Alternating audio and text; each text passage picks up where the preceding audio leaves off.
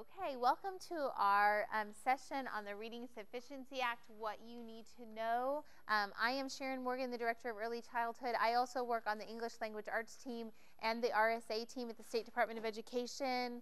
Danny Calvin is our Director of Elementary ELA, and she also works on the RSA team with us. So we'll be presenting the format today. We've just come up with a 15-20 minute overview of the law, and then we're going to try to provide plenty of time for any questions that you have or clarifications or issues that have arisen. So like I said, we're going to give an overview. I want to talk to you about the pathways to promotion and the good cause exemption, and then we'll have time for questions, and we'll be here afterwards if you think of anything. So I wanted to start out remembering the purpose of RSA. This is written in the law.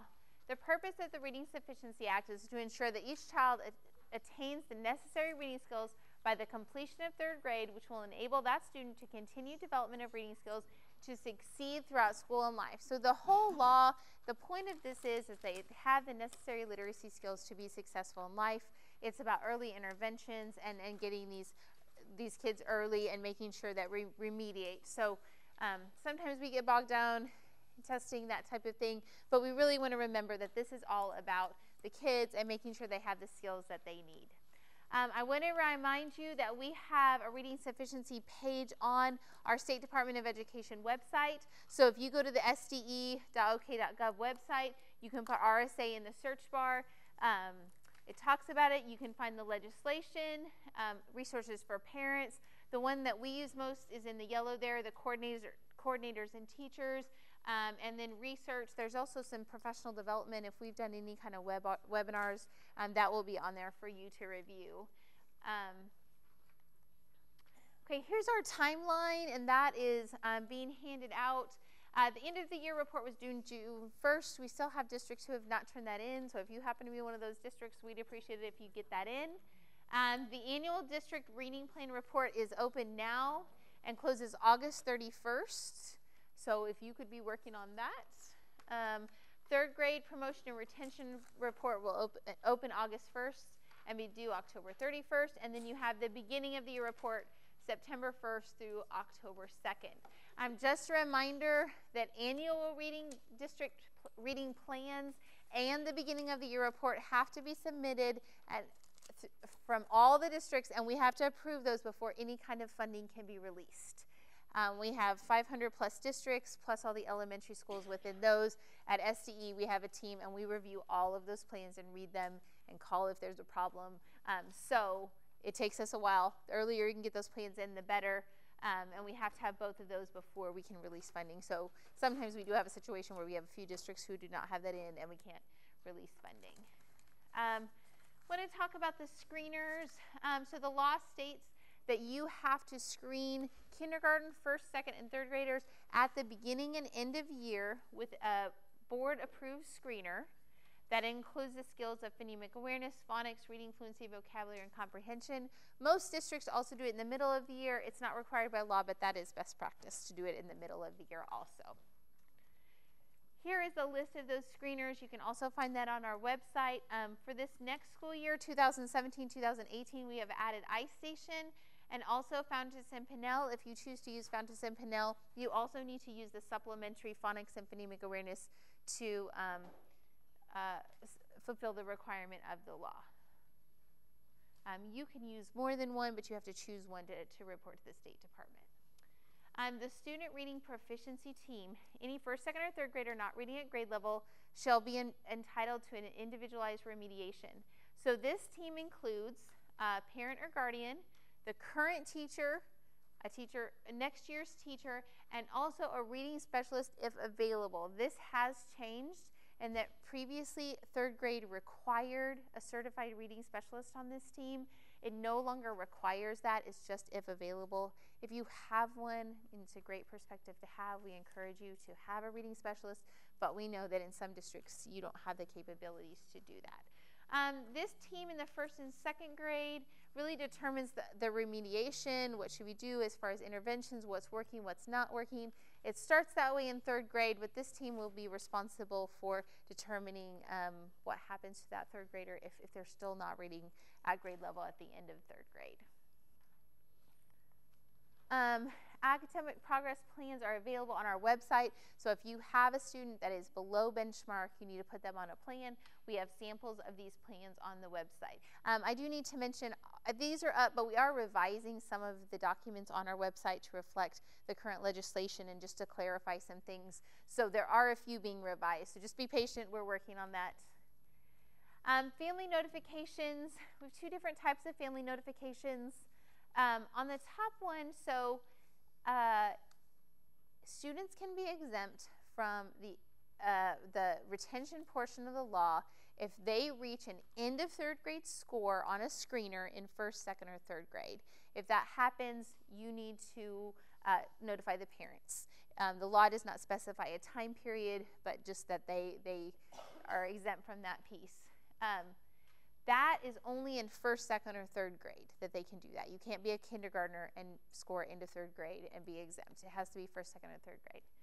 But in all of the kindergarten through third grade, if you have a child who is not meeting benchmark, you are required to notify the parents that that child is not meeting benchmark. So just want to clarify that you need to notify the families in first, second, or third grade if they reach that end of third grade benchmark score, but you need to notify kindergarten through third grade families if their child goes below grade level. We know that this year the scores are coming out later than they usually do, and that's been a challenge for districts. Just an overview, we had new standards, we have a new test, so we have to create new cut scores. That happened this summer. Danielle was a part of that process.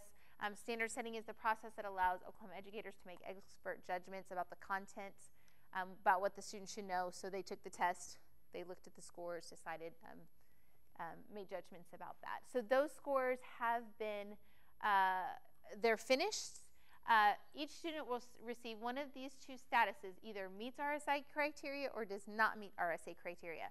Those will be out July 19th through the Measured Progress portal. Measured Progress will be having a webinar on July 17th, and it's my understanding that that information has already been sent out to testing coordinators in districts. So if you don't know how to do that portal, there's going to be a webinar. The assessment office will record that and put it on their website, and then you will be able to know if the students meet our essay criteria or do not meet on July 19th. I believe so. I don't think they've changed anything. The same. Okay. Maria Harris is our Director of Assessment and Data Literacy. She's a great person to go to for assessment questions. We do RSA, but we don't do assessment. Okay, so the pathways to promotion.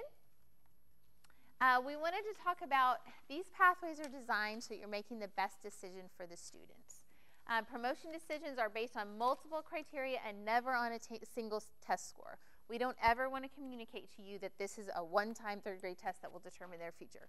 There are multiple measures, multiple ways to make a decision for a child. The student reading proficiency team includes, of course, the parent and guardian, the teacher, next year's teacher, and a certified reading specialist if available in order to make the best informed decision for each individual student. Those are all coming together, so you have different perspectives, looking at the data and making a good decision.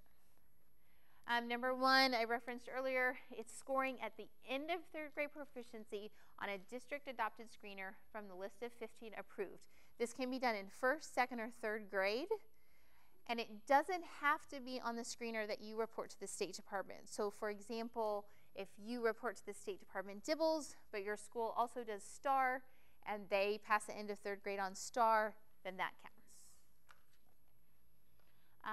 Those cut scores for end of third grade benchmark are on the State Department website. For example, STAR is a 393. If they get that scaled score, then they would be exempt from the retention.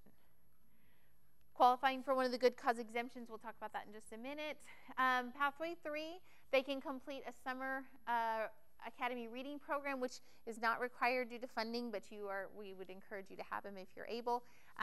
They could score at least the 45th percentile on one of the 4 alternative assessments. So we do have the Oklahoma State testing program test that they all take. There are 4 alternatives that you can also give.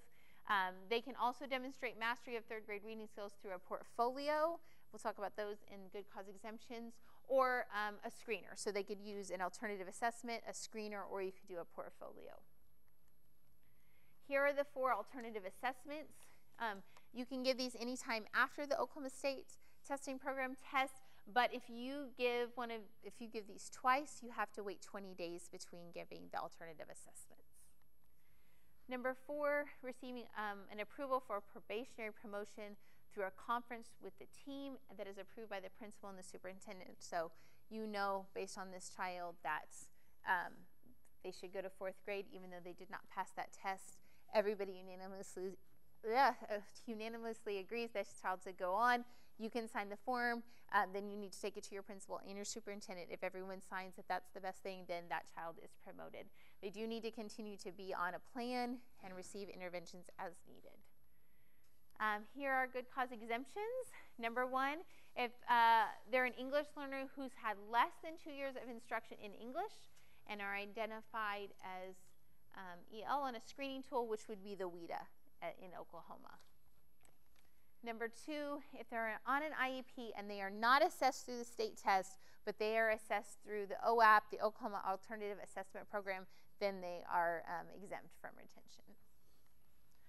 Students who demonstrate acceptable level of performance on an alternative standardized reading test approved, so that's the 4, so they don't do well on the state tests, but you know that was a bad day, you can give them an alternative assessment.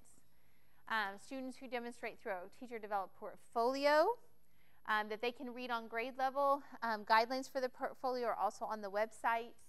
The portfolio needs to include evidence of mastery of the state standards. Here is an example. You must have essential components: the phonemic awareness, phonics, vocabulary comprehension, and reading fluency. If you go to the State Department website and download this page, also gives the guidelines for how long the passages should be, what you should be looking for. It needs to include clear evidence that that child has the skills needed. Number 5, students with disabilities who take the OSTP or the state test have an IEP that states they have received intensive remediation in reading for more than 2 years, still demonstrated deficiency, and have been retained. So we've had the question about, do they have to be on the IEP for 2 years? They don't have to be on the IEP for 2 years, but they need to be receiving interventions for 2 years. They need to be on the IEP before the test. We can't take the test and then put them on an IEP. And they've also been retained. And the IEP needs to be related to reading. Let me make sure that's clear. So the IEP has to be related to reading. They've been receiving interventions for 2 years, and then they have also been retained. So students who have received intensive remediation for 2 or more years but still demonstrated deficiency and have been retained twice for 2 years, that includes transitional grades. So if they've been retained 2 years, they can move on.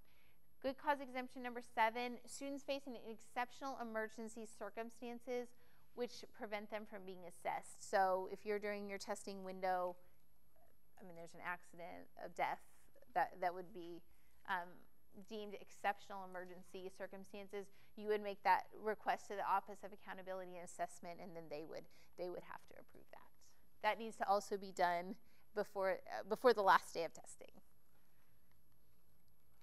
New legislation: the student reading proficiency teams are now permanent. They were temporary and reviewed every few years. They are now permanent, and then all grade levels require the same members: parent, current teacher, teacher from the next grade level, and the reading specialist if available. Again, that used to be required for 3rd grade, and now it is if they are available. We'll leave these up here. This is a big job, Reading Sufficiency Act, lots of questions, so there are lots of us that work on that. So here's Danielle's information, my information. Tim Lee Spangler works with us